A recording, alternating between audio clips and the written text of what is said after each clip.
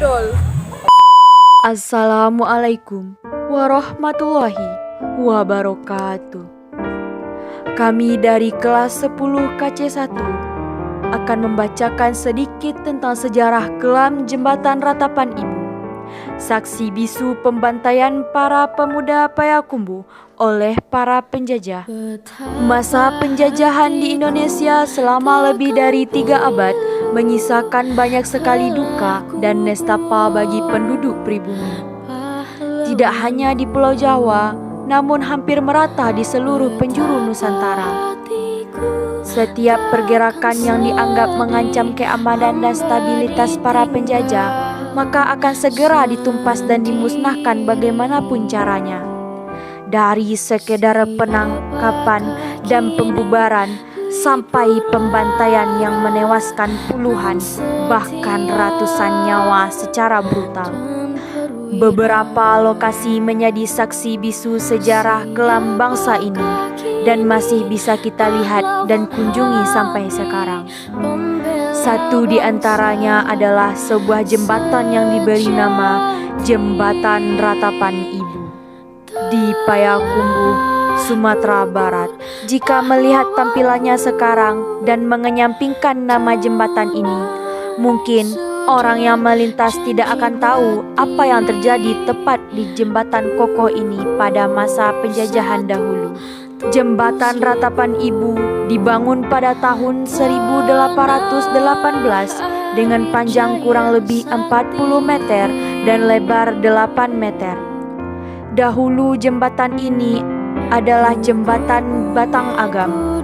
Hal ini karena di bawahnya mengalir sungai Batang Agam yang cukup deras. Jembatan ini menghubungkan pasar Payakumbuh dengan Nagari Ayatabi. Posisinya kini berada tepat di tengah kota dengan hiruk pikuk lalu lintas yang cukup padat. Sejarah panjang tentang jembatan ini sebenarnya bisa kita mulai dari masa pembangunannya yang mengorbankan tenaga hingga nyawa masyarakat pribumi yang diperintahkan kerja paksa oleh para penjajah. Namun, penamaan Ratapan Ibu didasari pada masa agresi militer Belanda pasca proklamasi kemerdekaan. Ibu kota Jakarta dan Yogyakarta yang sangat itu jatuh ke tangan Belanda, memaksa para pejuang PDRI Pemerintahan Darurat Republik Indonesia melalui rapat di Halaban 15 km dari Payakumbuh dipimpin oleh Syafruddin Prawira Negara. Mengetahui orang Indonesia memindahkan pemerintahannya ke tanah Andalas, Belanda tidak tinggal diam dan mulai menyerang kota ini dan mencari orang-orang di balik PDRI. Masyarakat dan tokoh-tokoh Payakumbuh tidak berdiam diri saja melihat tanah yang seharusnya sudah merdeka itu kembali dijajah. Mereka melakukan perlawanan menghadapi pasukan Belanda sambil menghalang-halangi mereka menemukan nadi pemerintahan PDRI di sana. Sayang, perbekalan senjata dan kekuatan personil yang tidak imbang membuat banyak dari mereka pada akhirnya gugur. Setelah berhasil memukul mundur para pemberontak, Belanda kemudian mengumpulkan penduduk lainnya yang terdiri dari para pria dewasa dan pemuda Payakumbuh untuk kemudian ditangkap atau dipenjarakan. Agresi militer kedua Belanda pada akhirnya usai dengan perundingan konferensi Meja Bundar pada tanggal 23 Agustus sampai dengan 2 November 1949. Tanggal 1 Desember 1949 dikeluarkanlah maklumat nomor 2 oleh Komandan Keamanan Kota Mayor TNI Talib.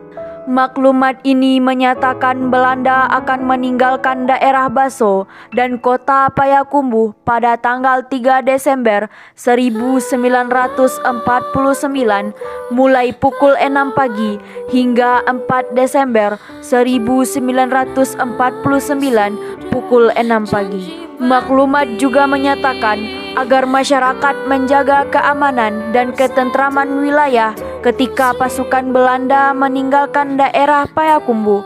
Bendera merah putih dikibarkan secara bebas di seluruh penjuru kota tanpa ikut ancaman fisik dan penculikan oleh para anggota militer Belanda.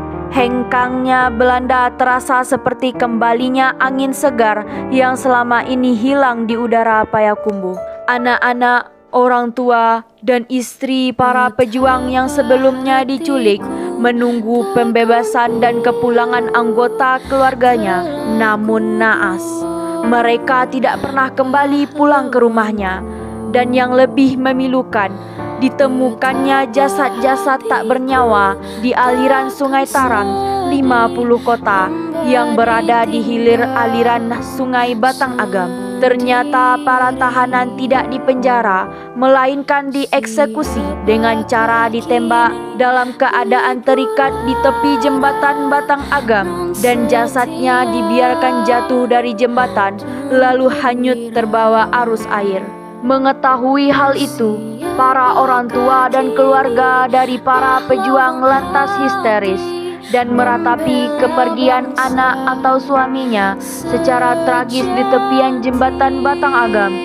Beberapa jasad berhasil ditemukan, sedangkan beberapa lagi tidak berbekas. Kisah sejarah inilah yang menjadi alasan mengapa jembatan ini pada akhirnya diubah namanya pada tahun 1959 menjadi Jembatan Ratapan Ibu, menggambarkan banyaknya ibu yang menangis dan meratapi kematian anaknya kala itu dari tepi jembatan ini.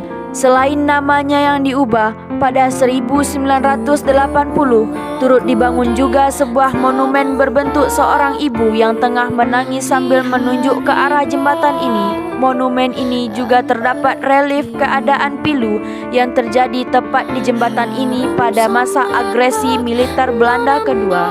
Nama mereka mungkin tidak tertulis secara individu dan tidak dikuburkan di tanah makam pahlawan.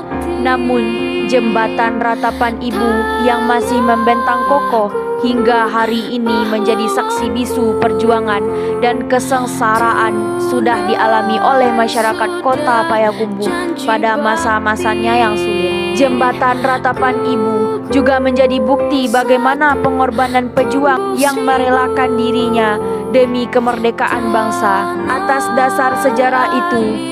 dasar sejarah itu juga, setiap Hari Pahlawan 10 November selalu diadakan upacara tabur bunga di Jembatan Ratapan Ibu sebagai bentuk rasa menjaga dan menghargai jasa serta pengorbanan para pejuang di masa lalu. Komunis dan penjajah, walau musuh selalu mengintaimu, namun menyerah tak ada di sejarahmu. Penjajahan telah kau hancurkan, pengkhianatan telah kau binasakan, Pancasila kau bangkitkan untuk melindungi tanah